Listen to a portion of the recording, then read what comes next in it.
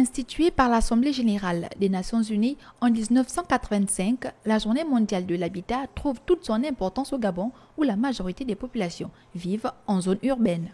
L'habitat, tout d'abord, est l'organisation des habitations sur un espace donné. Et pour notre pays, le Gabon, qui est un pays majorité ou du moins urbanisé, donc la majorité des personnes se retrouvent en zone urbaine, il est important de mettre l'accent sur cette journée de l'habitat parce qu'elle constitue l'habitat le vecteur naturel de prospérité de notre État. Vecteur de croissance économique, les villes résilientes, selon le thème abordé cette année par l'ONU Habitat, participent à contrer les bouleversements climatiques.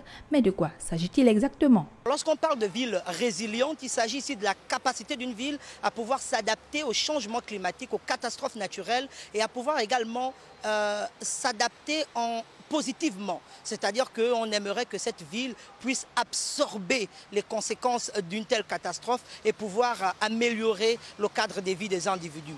Mettre en place des mécanismes positifs dans les villes pour s'adapter aux défis environnementaux, c'est ce que conseille ce spécialiste de l'urbanisme, car une ville est le miroir de la croissance économique d'un pays. Il y a un dicton qui dit que lorsque la construction fonctionne bien, l'économie aussi fonctionne. Parce qu'on ne peut pas s'aventurer à construire lorsqu'on n'a pas les moyens nécessaires. Et dans notre pays, le Gabon, on peut voir que le pays est en chantier. Il y a des maisons qui poussent partout. Cela signifie donc qu'il y a une économie qui tourne. Mais il faut pour autant qu'il y ait un cadre qui puisse harmoniser cette évolution. Les autorités gabonaises sont donc invitées à mettre davantage l'accent sur l'état des villes car celle-ci constitue une vitrine permettant de définir le niveau de développement d'un pays.